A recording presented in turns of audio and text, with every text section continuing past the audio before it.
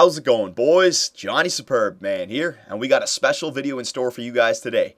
I'm going to go down the list of my top 15 favorite games of all time. These are the games that I played as a child, these are the games that I've played now, the games that I will always remember as being great works of art, rather than just a product. Games that I got emotionally attached to the characters, to the outcome, to the story, and I'd like to share that list with you guys, and hell, we might be able to get a new playthrough going if we get enough support for one of these games. So let's not waste any more time and get right into it.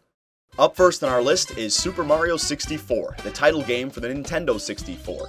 I was 9 years old when this game came out, and I did not get my first N64 for a good year. So the only way I got to play this game was when I rented consoles. You could actually rent an N64 from Rogers or Blockbuster back in the day. And every time I did that, you could be damn sure that the game that I was renting was Super Mario 64. I wasn't very good at it because I was only 9 years old, right? But the great thing about N64 rentals was that when you rented a cartridge, the saved game files would be saved in the cartridge. So every time I'd rent it, I get to play in the later levels from people who would rent it before me, right? Or I get to start it at the beginning. But I got to play a series on my YouTube channel in the last 2 years, and it surprises me on how easy the game actually was. I must have been just so young at 9, I couldn't actually beat the game, but it will always stay in my heart as being one of the greatest games of all time, Super Mario 64.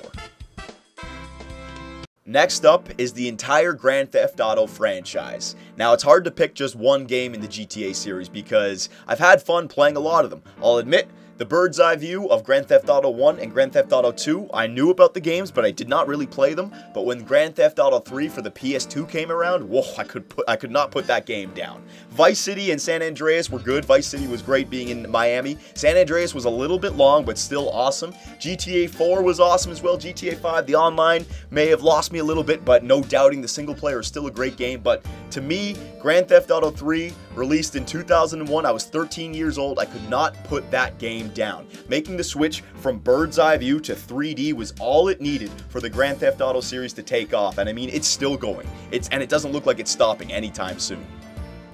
Next on our list is a PC game, and it's Rome Total War. Now, this is not Rome Total War 2, this is Rome 1. To me, this is the best out of all the Total War titles. The depth of the Imperial campaign, the depth of the fighting, all the factions that you can use, the length, the family tree, just everything that's included in this game, you can't find in the recent Total War games. The graphics may look a little bit outdated, the battle animations may look a little bit outdated, but strategically it just works. The game just works. And there's nothing more satisfying than just absolutely tearing apart a barbarian horde with your Roman legions, or hearing your Roman general give an amazing speech before you go into battle. The game was just full of content, and it will always remain the best Total War game, in my opinion.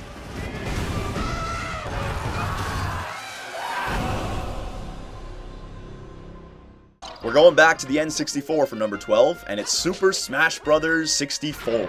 Now, this was released when I was 10 years old, and it actually brings back memories of a type of gaming that I haven't done in so long, and I actually kind of miss. The type of gaming where everybody's huddled around one screen, 4 players, and you guys just going at it, competing against each other. Nowadays, everybody's playing on their own Xbox over Xbox Live, you know? But Super Smash Bros., while the single player was great, when you got friends over, you had 4 controllers and it was a free-for-all, oh my goodness gracious. I could play that game for 24 hours straight. And my 2 favorite moves, Pikachu's Thunderbolt, baby. And also, Donkey Kong's Kamikaze Takedown. Super Smash Bros. Oh, an all-time favorite. This game's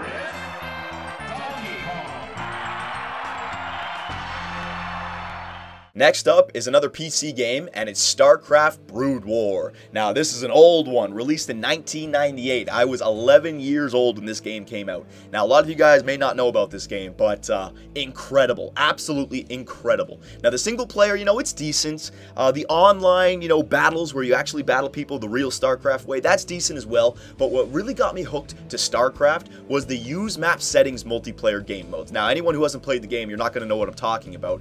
But StarCraft 1 still to this day remains one of the most customizable games out there for multiplayer. The editor, the StarCraft editor, you can basically make any type of game mode that you can think of. It's hard to explain to people who haven't played StarCraft, but it still remains incredibly customizable, flexible, and it's functional as well. StarCraft Brood War will always remain a favorite. And if you look online, because I still do play it every now and then online, if you look online, there are still players playing on Battle.net. 1998 release, still being played. Incredible.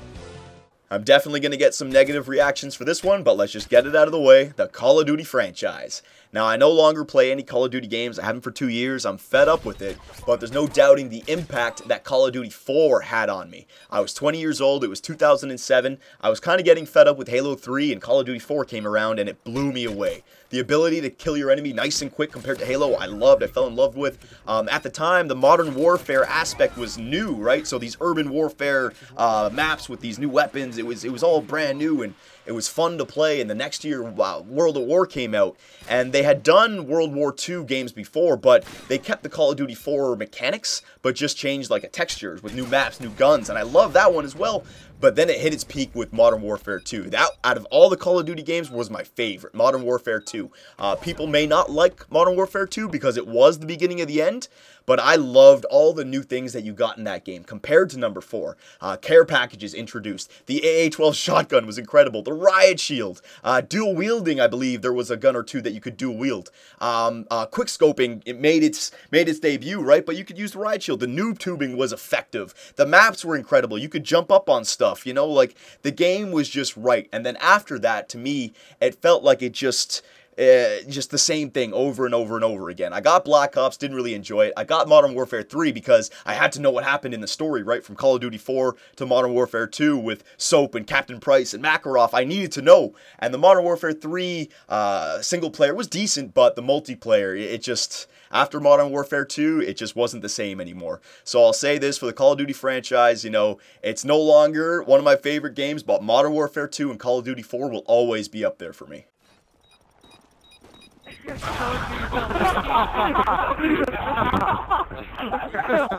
Next on our list is a game that's widely considered to be the greatest game ever created, and that's The Legend of Zelda: Ocarina of Time for the Nintendo 64. And you know, that statement about being the greatest of all time, they may have a point when they say that, because even by today's standards, the game does hold up. Sure, the graphics, you know, you can compare their graphics to today's graphics, it's not there. There's no voice acting, blah, blah, blah. It's more than 15 years old. But for people who have actually played the game, you guys know the story is absolutely incredible. It's long, it's filled with content, things that you can do. You don't have to do everything. There's a touch of art. It's a piece of art. There's wonder in this game, you know? It makes you smile. It makes you coming back for more. And it just, I don't know, it's got that something special to it. It really does. And I played this game when I was 11 years old. It came out when it was 11, and I could not beat it. It was hard as hell, right? It wasn't until my later years that I went back and played it on an emulator just to play it through that I could finally finish the game and really appreciate it. But when I was 11, I got to rent the game, and, you know, there'd be save files of the later levels, so I'd get to test out the later levels. I'd suck at them, and I'd actually get scared of them, too. I know it sounds so stupid. I was 11 years old. I'd be playing at night, you know, there'd be no lights on in the room, and I'd be in the Shadow Temple, and it'd be freaking me the hell out. Oh my god, so many great memories with the Zelda Ocarina of Time. If you haven't played it, honestly boys, treat yourself. Just play it. I know it looks childish, I know it may be kiddie, but it is a great game. And for anyone who loves the game, I want to know what your favorite theme is. Mine, Gerudo Valley, baby. Oh my god, I can listen to that all day long.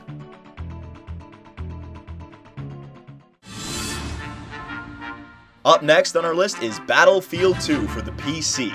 Now, I don't want to mention the entire Battlefield franchise because I do feel like it's going downhill. To me, Battlefield 1942, Battlefield 2142, and Battlefield 2 were the best for the PC. Once the franchise made the switch to the console for Battlefield 3 and Battlefield 4, I felt like it lost something because Battlefield is supposed to be big maps with a lot of vehicles, conquest spots, and 64 players, 32 on 32, not 8v8 or 12v12. And I can remember the Battlefield 2 maps, you know, I can still remember them. Sharkey Peninsula, Gulf of Oman, Wake Island, you know, these being sprawling maps that you could just find 32 opposing players, you know, scattered out around the conquest spots, and you never know what you're gonna see.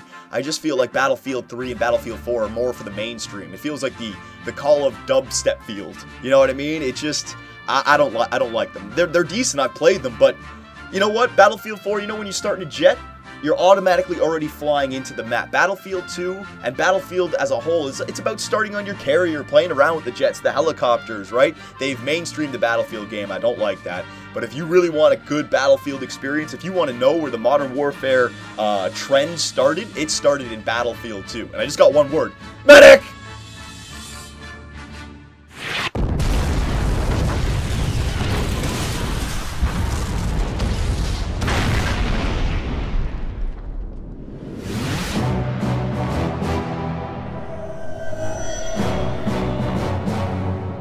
Up next on our list is Mario Kart 64, and I really don't think I need to have a huge description for Mario Kart 64, another game that's up there on the all-time games ever created list by some people's standards. And it makes sense, but I mean, it's not a realistic racing game by any stretch of the imagination, but it just works. It's just fun. Again, it's a piece of art, alright? You have fun, and you have a big smile on your face while playing it, and it really becomes competitive when you have people playing on the same screen.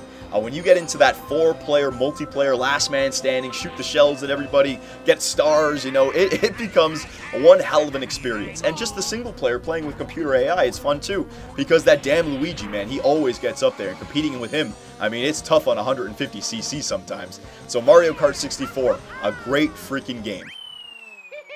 I got these.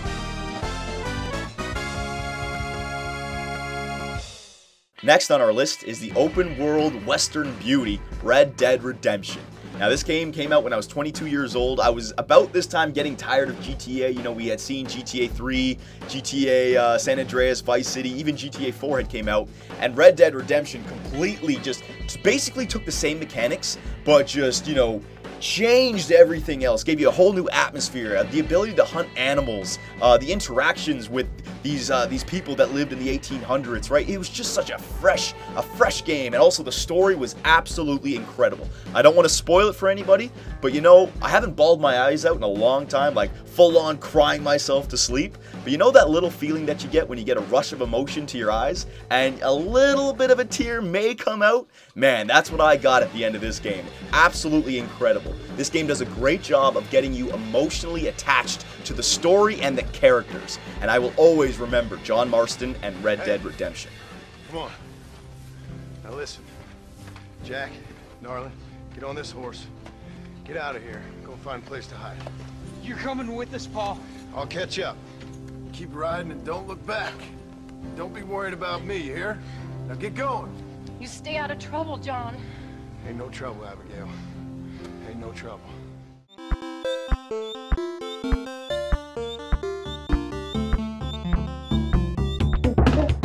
So we've cracked the top 5, and coming in at number 5 is Donkey Kong Country for the Super Nintendo. I know what you guys are thinking, what the hell? This came out of left field. Well, I gotta give this game respect because this was pretty much my first video game. I played games before Donkey Kong Country, like, you know, Super Mario or Duck Hunt or even an NHL game, but this was the first game that I really had all to myself, the game that I could play from dusk till dawn. You know, I was only 7 years old when Donkey Kong Country came out, and unbelievable game. I mean, obviously, if you look at it now, it probably looks like crap, but to me, and this game has a lot in common with a lot of games that were made around this time. You know, the music, it just put a smile on your face. It had a sense of wonder to it.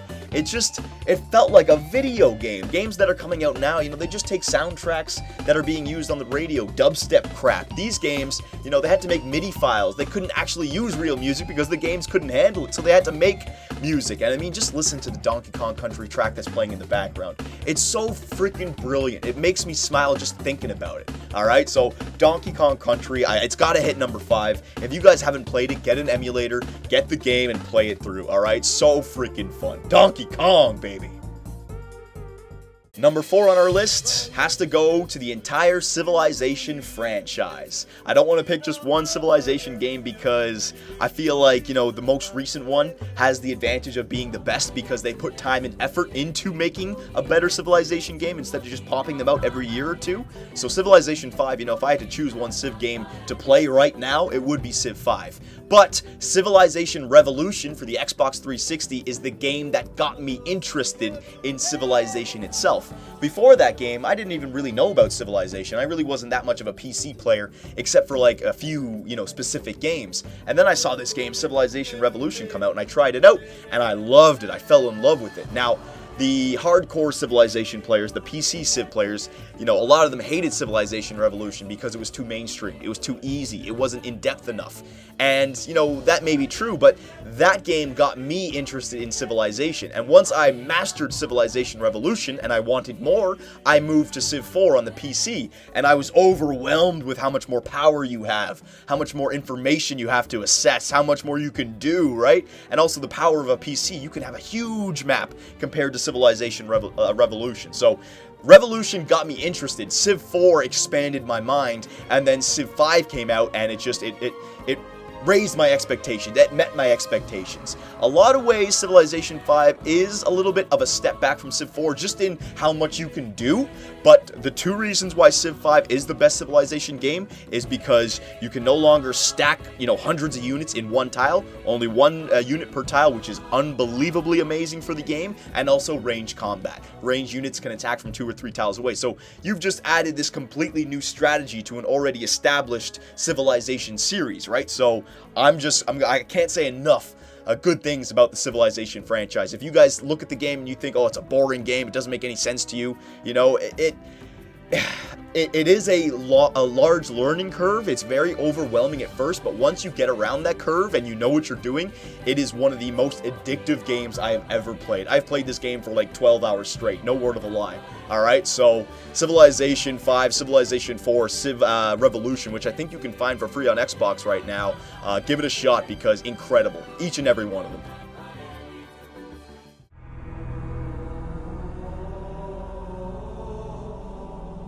Number 3 on our list has to go to the entire Halo franchise. Master Chief, Cortana, Sergeant Johnson, the Arbiter, the humans versus the Covenant in the future with the Halo rings, just everything about this game, the atmosphere, the characters, the setting, it was just well conceived, and it all started with Halo Combat Evolved. That changed everything for me. I mean, that reinvented the first-person shooter, and I can remember, I was not lucky enough to ever play any LAN parties with the Xbox, because that was the only way that you could really get like 4-on-4 with Halo back in the day, because there was no Xbox Live. You could do split screen with it was 2-on-2 or 4-person free-for-all, and that was hectic as hell. That was fun. Or you could do the co-op single-player campaign with a friend, which was great as well, because the single-player and the multiplayer for Halo, I mean, it was perfect, right?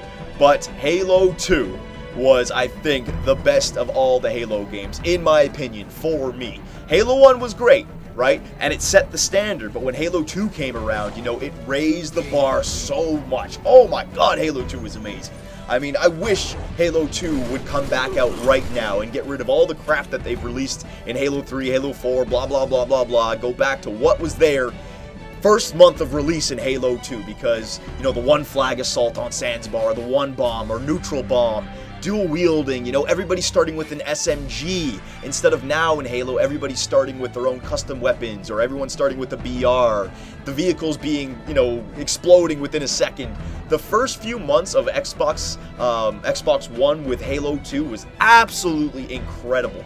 I mean, I just spent so much time on that. Probably one of the best multiplayer games I've ever played online.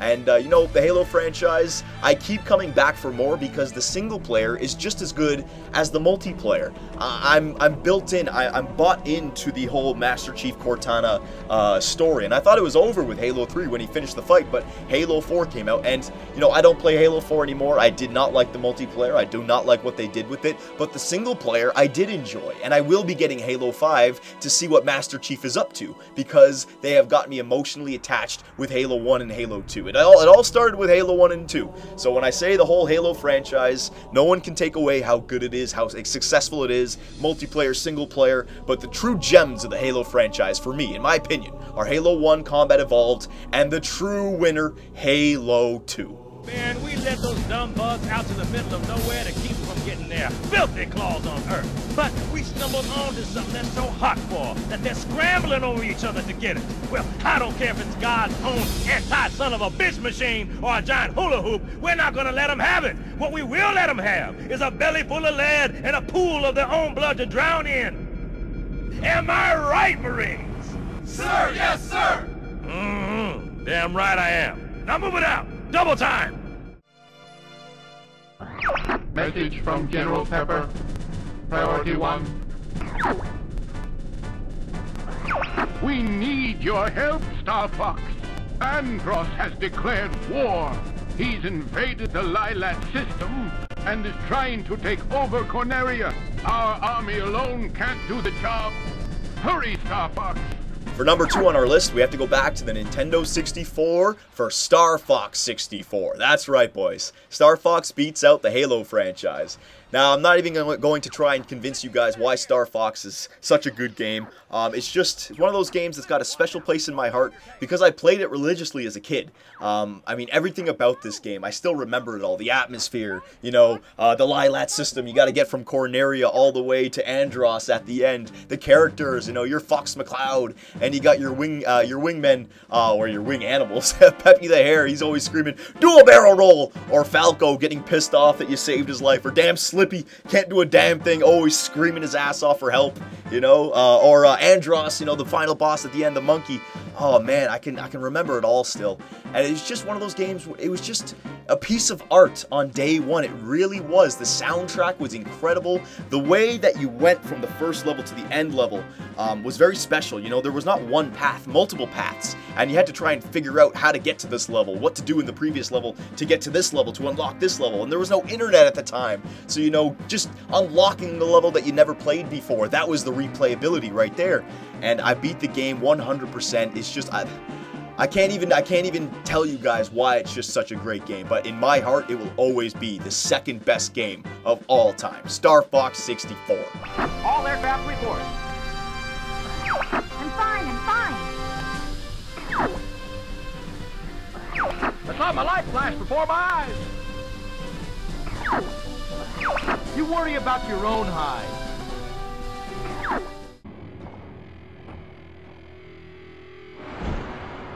Was this really a surprise for anybody? Number 1 on our list, the entire NHL franchise. Now, I'm not going to dare to try to choose one of the games out of the entire franchise as the best one. You know, there have been my favorites since the year of 2000, obviously. I liked 2000, I liked 03, I liked 07, I liked 09. Since 10, it's kind of felt like the same, but that's just because I've been doing YouTube, right? There's been some good ones in there. My NHL 94, I think, was the very first game that I picked up and played.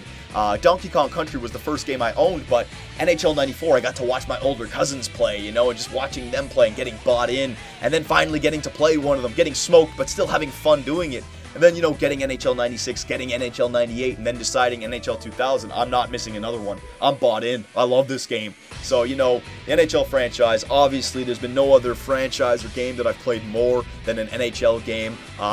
It's basically my life, the NHL franchise, right? So, yeah, it's got to be number 1.